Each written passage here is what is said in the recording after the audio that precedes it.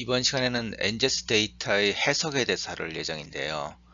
우선 NGES 데이터 해석이 왜 어려운지, 그리고 NGES 데이터를 이해하기 위해서 아주 간단하게 NGES 실험, 즉 NGES 데이터가 어떤 방식으로 생성되는지, 그리고 거기 관련된 아주 기본적인 용어들, NGES 데이터 파일로 보통 제일 많이 활용되는 FASTQ 또는 SAM, BAM, VSHIP 파일이 도대체 무슨 의미인지, 그리고 우리가 이제 뒤에 내용을 설명하지만 음, 새로운 지놈을 이제 시퀀싱 하는 경우는 이제 드노버 어셈블을 해야 되는데 이미 레퍼런스가 있는 휴먼을 다시 시퀀싱 하는 경우를 우리는 리시퀀싱이라고 하는데요. 일반적으로 리시퀀싱을 하는 가장 중요한 이유는 베리에이션을 발견하기 위한 것이다 라는 걸 이해를 하고, 그 베리에이션을 콜링하는 원리들이 어떤 것이 있는지, 그리고 마지막으로 이런 NGS 데이터를 해석할 때 어떤 점을 주의해야 되는지 순서로 말씀드리도록 하겠습니다. 학습 목표만 읽어보시고요. 여기서 하나 말씀드릴 것은 이 수업을 듣는 것만으로 여러분들이 직접 NGS 데이터를 분석하시게 되긴 힘듭니다. 이제 거기는 좀 더 다른 훈련이 좀 필요한데요. 그렇게까지는 할 수는 없고, 오늘 이 시간에서 말씀드릴 내용은 다만 NGS 관련된 논문을 좀 읽다 보면 나오는 용어들이나 그런 개념들이 좀 이해가 안 되시는 분들이 이 수업을 듣고 나면 NGS 관련된 논문들을 이해하는데 훨씬 더 도움이 될 거다 하는 수준의 강의일 뿐이지, 이 수업을 듣는다고 해서 직접 NGS 데이터를 다룰 수 있게 되는 상황까지는 아니라는 걸 좀 이해하시기 바랍니다. NGS라는 말은 원래 하던 생어 시퀀싱 다음 세대의 시퀀싱이다 해서 Next Generation Sequencing, 차세대 시퀀싱이라고 불렸고요. 정확한 명칭은 Massively Parallel DNA Sequencing이라고 하는 것이 좋습니다. 샘플에서 얻는 DNA를 무작위적으로 랜덤하게 짧게 조각낸 다음에 그 조각들을 동시다발적으로 패러럴하게 동시다발적으로 읽어 나가는데 그 숫자가 어마어마하다 이런 뜻입니다. 이 짧은 길이의 서열을 엄청난 숫자만큼 많이 읽는다. 그래서 한 번의 실험으로 많은 데이터를 얻는다는 내용이고요. 세 단계로 구성이 됩니다. DNA를 조각내서 어댑터를 붙이는 과정, 그리고 거기에 클러스터링 하는 과정, 마지막으로 시퀀싱 하는 과정, 이렇게 세 단계로 실험이 구성됩니다. 자, 이 부분도 좀 잘 아시면 좋겠는데요. NGS 데이터를 해석하는데 좀 어려움들이 있습니다. 다들 어려워하고 있습니다. 자, 여러분들이 혹시라도 이 NGS가 아닌 그냥 생거 시퀀싱을 해보신 경험이 있는지 모르겠지만, 생거 시퀀싱을 해본 결과가 이렇게 결국은 이런 데이터가 나오고 이걸 해석하면 이렇게 텍스트가 나옵니다. 자, 내가 읽고 싶은 서열이 이렇게 나왔어요. 자, 이 서열을 읽어내는데 어떤 특수한 기술이 필요한가요? 뭐 통계적인 기법이 필요한가요? 그냥 읽으면 되지 않습니까? 서열을 분석했다. 그리고 읽었다. 이건 사실 간단한 얘기인데 NGS도 그냥 서열인데 왜 그 복잡할까? 몇 가지 조심해야 될 것이 있습니다. NGS로 서열 분석한다고 서열이 나오지 않습니다. 웃긴 얘기죠. 여러분들이 100만원의 돈을 내고 여러분들의 게노무 서열을 분석했어요. 만약에 그 결과를 여러분들이 받고 싶어요. 어떻게 주냐? 30억 글자? 사실 두 세트니까 한 사람에게는 두 세트니까 60억 글자가 되겠죠. 60억 글자를 아래 한글에 타이핑해서 줄 것 같습니까? 그렇게 안 주고요. 실제 그렇게 받을 수도 없고 그렇게 안 나옵니다. 그러니까 실제로 연기 서열 데이터를 받기 힘들다. 두 번째는 워낙 많은 숫자를 다루기 때문에 에러율이 항상 존재하는데요. 이거는 이 NGS 실험이 에러가 높은 실험이어서가 아니라 워낙 많은 데이터를 다루기 때문에 그런 겁니다. 예를 들면 에러율이 100만 분의 1, 뭐 이렇게 정확하진 않죠. 실제로는 이렇게 이거보다는 또 에러율이 좀 높긴 한데 실제 100만 분의 1의 에러율을 가진 실험이라 하더라도 60억 베이스를 조사했다면 그 중에 반드시 6천 개는 정도는 잘못된 거라는 거죠. 그러니까 우리가 환자를 볼 때 생각해보면 한 6천 개 정도의 잘못된 서열이 있을 수도 있다는 걸 이제 항상 생각해야 되고요. 이게 긴 조각이 아니라 짧은 조각들을 맞춘다 보니까 더 한계가 많습니다. 그리고 이 결과를 도출하는데 그냥 결과만 보이는 게 아니라 통계나 전산 알고리즘이 필요하고요. 그러다 보니까 어떤 사람이 분석하냐에 따라서 미묘하게 다른 결과가 나올 수도 있습니다.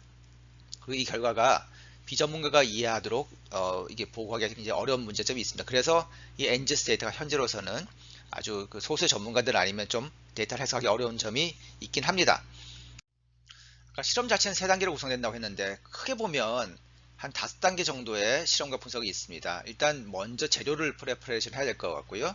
그 다음에 실제 시퀀싱에 들어가 3단계를 통해서 시퀀싱이 되면 결과물들이 여러 단계로 나옵니다. 이게 처음 나오는 결과물이 패스트 큐고요. 이런 용어들은 좀 알아두시면 좋겠습니다. 그 다음부터 얼라이먼트라는 작업을 하고 그 결과물이 BAM이라는 결과물로 나오고, 그 다음 데이터 어널리시스하고 디텍션 오브 베리에이션을 하면 결과가 VCF 등으로 나옵니다. 자, 이런 용어들을 좀 설명드리도록 하겠습니다. 자, 먼저 실험하는 걸 해보겠습니다. 셀이 있고요. 이제 우리가 보통 세포를 하나가 아니라 수백만 개 많은 세포를 사용하죠. 그 세포마다 DNA를 다 가지고 있고 그걸 뽑으면 똑같은 DNA 카피를 수백만 카피를 얻게 될 겁니다. 자, 이걸 랜덤하게 자릅니다. 그럼 어떤 DNA 조각은 여기가 잘리고 어떤 DNA 조각은 여기가 잘리고 막 랜덤하게 잘리겠죠. 이 중에 랜덤하게 일부분이 저희 시퀀싱 기계에 들어가야 되는데, 먼저 여기에다가 어댑터라고 해서 양쪽에 우리가 서열을 알고 있는 조각을 붙이고요. 그걸 기계에 집어넣으면 이 기계가 이 서열을 알고 있는 데서부터 옆으로 읽어나가면서 좀 짧은 조각, 비교적 짧게 한 100배수 정도를 읽어나갑니다. 그래서 랜덤한 조각마다 몇 개 정도씩 읽히는 거죠. 자, 이거를 원래 오리지널 DNA에 맞춰오면 아마 이런 조각들일 겁니다. 포지티브 스탠드일 수도 있고 네거티브 스탠드일 수도 있고 랜덤하게 하여튼 여기저기가 시퀀이 되는 겁니다. 이걸 굉장히 많이 하면 어떻게 되겠어요? 결국 현체 지놈을 다 골고루 랜덤하게 시퀀싱 한다가 되겠죠. 좀 복잡한 얘기긴 합니다만 페어드 엔드 시퀀싱이라고 해서 한쪽 끝을 앞에 본 건 싱글 엔드고요. 양쪽 끝을 시퀀싱 하기도 합니다. 이걸 더 많이 합니다. 다시 말해서 이 기계에서 놓고 시퀀싱 할 때 이쪽 주황색에서부터 읽어나가고 또 파란색에서부터 읽어나가는 겁니다. 그래서 한 조각마다 두 줄의 시퀀스 데이터가 나오는 거죠. 이거를 이렇게 얼라인 해보면 이렇게 빨간색 파란색이 전체적으로 골고루 커버하는 걸 알 수 있습니다. 이거와 앞에 거의 차이점은 뭐냐면 빨간 거 파란 거가 한 페어라는 걸 우리가 알고 분석할 수 있다는 겁니다. 이런 결과물들은 FastQ라는 텍스트 파일로 저장돼서 나오게 됩니다. 그래서 실제로 이 시퀀싱 결과의 가장 기초 데이터는 이 FastQ 파일입니다. 자, 이건 텍스트 파일이기 때문에요. 사실은 그 텍스트 파일을 읽을 수 있는 아무 워드 프로세서로 다 읽을 수 있고요. 한 4줄이 한 세트로 구성되어 있습니다. 그래서 아까 그 한 조각 읽었잖아요. 그 조각 읽고 나면 첫 줄은 그냥 기본적인 ID라 이런 정보들을 표시하고 있고요. 둘째 줄이 시퀀스 정보입니다. CATT, GAT 이게 내가 읽은 정보입니다. 세 번째 줄은 그냥 여유분을 남겨놓고, 네 번째 줄에는 이상한 코드들이 적혀 있는데요. 이상한 코드인데 이 코드는 내가 읽은 이 데이터가 얼마만큼 신빙성을 가지는가를 이제 숫자로 표시하고요. 예를 들면 얘는 30점, 얘는 옆에 있는 A는 28점, 그 옆에 있는 T는 15점 이렇게 숫자 점수를 매기고 그 점수를 약속한 기호로 표시한 겁니다. 그래서 이 FastQ의 Q의 약자는 퀄리티, 베이스 하나하나마다 이게 얼마나 믿을만한가 하는 퀄리티가 붙어있는 시퀀스 파일이라는 뜻입니다. 그래서 어쨌든 이런 시퀀스 조각이 한 줄에 예를 들면 100글자씩 몇 줄이냐? 많으면 10억 줄도 있습니다. 10억 줄짜리 그런 텍스트 파일인 겁니다. 이게 시퀀싱 결과물입니다. 앞에서 퀄리티 스코어라고 얘기한 거를 조금 더 보충해 설명드리면, 보통 프레드 스코어, 어떤 프레드 퀄리티 스코어, 어떤 프레드 스케일을 얘기하는데요. 옛날부터 시퀀싱에서 그 시퀀싱이 얼마나 잘 됐는가를 나타내는 점수로 쓰였습니다. 그래서 이런 공식으로 주어지는데, 이게 복잡하게 생각하지 마시고 이렇게 10점이면 에러가 10%다. 20점이면 에러가 1%다. 30점이면 에러가 1000분의 1, 즉 0.1%다. 이런 식으로 나타낸 스케일의 점수입니다. FastQ 파일에서는 이제 이 퀄리티 점수를 대개 한 0점에서 40점 사이 점수에 해당하는 것을 일정 규칙에 따라서 이 숫자로 바꿉니다. 그러니까 보통 이제 ASCII 코드 로 바꿀 때 대개 한 33을 더해서 0은 33, 40은 73 이렇게 만들고요. 그 다음 이제 ASCII 코드라는 게 있는데, 이거는 일반적으로 컴퓨터에서 예를 들면 A, 대문자 A에 해당 코드가 65, 숫자 0에 해당 코드가 48 이렇게 정해진 게 있는데, 이 숫자에 해당하는 이제 심벌을 쓰는 겁니다. 그래서 예를 들어서 숫자가 A라고 쓰면 이 ASCII 코드 65니까 점수는 32점이다. 숫자가 H면 ASCII 코드 72에 해당하니까 39점이다. 이렇게 하는 거죠.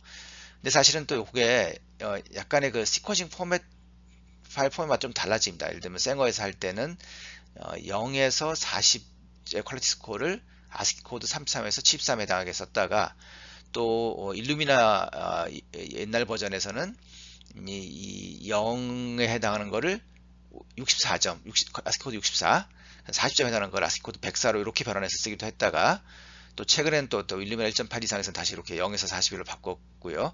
또 팩바이오 같은 경우는 또 퀄리티 스코어를 좀 더 확장해서 0에서 93까지 이렇게 쓰기도 합니다. 자, 용어들을 한번 보겠습니다. 아까 그 네 줄이 한 단위라 그랬죠. 그렇게 한 조각, DNA 한 조각을 읽은 게 그렇게 네 줄에 적혀 있는 거잖아요. 그 한 조각을 시퀀스 리드라고 하고요. 리드. 한 리드에서 몇 베이스씩 읽었느냐 하는 걸 리드 랭스라고 합니다. 그리고 이 둘을 곱하면 내가 이번 실험으로 얻어진 총 베이스 숫자가 나옵니다. 다시 말해서 한 리드당 100개씩 100베이스씩 읽었고, 그리고 그런 리드를 10억 개 읽었다 하면 이 둘을 곱하면 1000억 베이스. 1000억 베이스면 100기가 베이스죠. 100기가 베이스가 토탈 아웃풋 또는 트루풋이 되는 겁니다. 예를 들어서 저희가 최초에 한국인 게놈 시퀀싱 했을 때 보시면 결과물로 총 토탈 베이스를 107.7 기가베이스, 즉 1077억 베이스를 읽었습니다.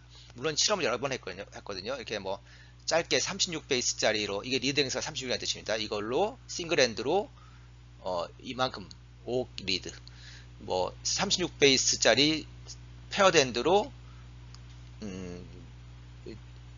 16억 리드, 뭐 이런 식으로 쭉 해가지고 총 24억 개의 리드를 읽었고, 그래서 결국 토탈 1077억 개 베이스의 시퀀스를 얻어낸 겁니다. 이 패스트큐에 있는 그런 짧은 시퀀스 조각들을, 많은 시퀀스 조각들을 가지고 그 다음 무슨 일을 하느냐 할 때 두 가지 방법이 있는데요. 첫 번째는 드노보 어셈블리입니다. 되게 레퍼런스 시퀀스가 주어지지 않은 경우에 이 짧은 조각들을 모아서 이렇게 쭉 길게 이어가지고 결국 긴 시퀀스 하나를 만들어내는 거죠. 이 방법에 대해서는 제가 유전체학개론 그 3-1 수업에서 설명한 적이 있으니까 한번 기억을 되살려보시거나 잘 기억이 안 나면 한번 다시 보고 오시면 좋겠습니다. 앞에서 본 드노보 어셈블은 굉장히 시간이 많이 걸리고 엄청난 컴퓨팅 파워가 필요합니다. 그러니까 데이터가 전혀 없는 경우, 처음 분석을 할 경우는 어쩔 수 없이 해야 되긴 하지만, 그러니까 인간 게놈 프로젝트도 일종의 드노보 어셈블을 한 거죠. 근데 우선 레퍼런스가 한번 만들어지고 나면 굳이 새로 드노보를 하지 말고 그냥 알고 있는 레퍼런스에 맞춰보는 게 더 편할 수 있습니다. 그렇게 분석하는 걸 우리가 얼라이먼트라고 합니다. 얼라이먼트라는 용어도 중요합니다. 자, 그래서 시퀀싱에서 이런 데이터들이 쭉 나왔어요. 시퀀 조각들이 나왔어요. 이거를 하나씩 맞춰보는 게 아니라, 서로 맞춰보는 게 아니라, 얘를 레퍼런스 시퀀스에 대고, 얘는 레퍼런스 시퀀스 어디랑 일치하나? 얘는 레퍼런스 시퀀스 어디랑 일치하지? 얘는 이렇게 맞춰보는 겁니다. 물론 이렇게 그림을 그리는 건 아니고요. 얘는 크로모좀 7번에 뭐 포지티브 스트랜드의 1933949부터 시작.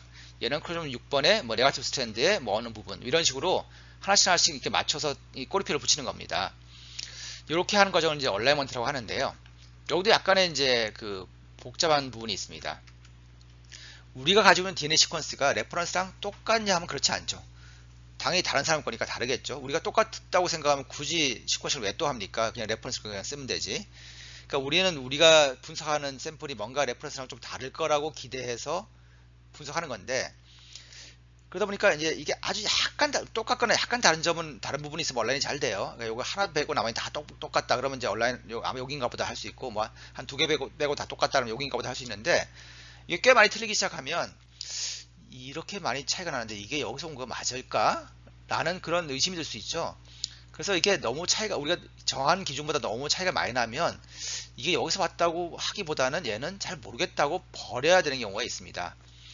즉 특정 기준 이상으로 차이가 나면 버려야 됩니다. 그러니까 우리는 차이를 보고 싶어서 실험을 했는데 차이가 너무 많이 나면 이 차이가 진짜 이 우리 샘플과 레퍼런스의 차이인지 아니면 실험에 의한 차이인지 구별하기 쉽지 않기 때문에 이를 버릴 수밖에 없고요. 적당히 다른 부분만 남아있을 수밖에 없습니다. 이제 이게 사실 NGS를 이렇게 얼라이먼트 하는 방식의 가장 큰 문제이긴 합니다. 어쨌든 이게 가장 효율이 좋기 때문에 이렇게 하게 됩니다. 방금 설명드린 것처럼 제가 시퀀싱한 리드가 레퍼런스랑 너무 많이 다른 경우는 온라인 될 수가 없습니다. 이게 뭐 시퀀싱 에러 때문에 그럴 수도 있지만, 어떤 경우는 굉장히 중요한 의미를 가지고 있는 어떤 노블 시퀀스일 수도 있지만, 그런 경우는 이런 얼라이먼트 방식으로서는 찾아낼 수 없는 거죠. 또 하나 이제 문제점이 있습니다. 뭐 이건 꼭 얼라이먼트 방식이 아니라 드노보 어셈블리에도 문제되는 거지만, 실제로 휴먼 지놈을 시퀀싱해 보면 굉장히 반복되는 서열, 서열들이 많이 있습니다. 휴먼 지놈의 상당수가 여러 번 반복되는 서열을 가지고 있습니다. 예를 들어 특히 알로 시퀀스 같은 경우는 그 특정 시퀀스가 휴먼 지놈에 거의 한 100만 카피 이상 있거든요. 그래서 그런 리피터티브 시퀀스에 있는 조각의 일부가 시퀀싱이 됐다고 하면 그걸 온라인 하려고 하면 얘가 휴먼 지놈에 이 똑같은 데가 너무 많아가지고 어디에 올라야 될지 모를 경우가 있습니다. 뭐 이게 뭐 한두 군데, 뭐 한 서너 군데 있으면 또 이걸 이제 실제로 이제 쓰긴 합니다. 예를 들어서 이거를 여러 가지 방식이 있는데요. 여러 군데 다 붙는다고 가정할 수도 있고, 그 중에 하나만 랜덤하게 고를 수도 있고, 또는 뭐 이런 경우를 다 제어할 수도 있고 이런데 어떤 경우는 이게 뭐 수백만 카피가 붙는 경우도 있다 보니까 이걸 다 쓸 수는 없죠. 그렇게 해서 어떤 시퀀스 리드가 여러 군데 붙는 경우가 있을 수 있고 그것들도 이제 실제로는 이제 시퀀싱 데이터 분석에 상당히 이제 문제를 일으키기도 합니다.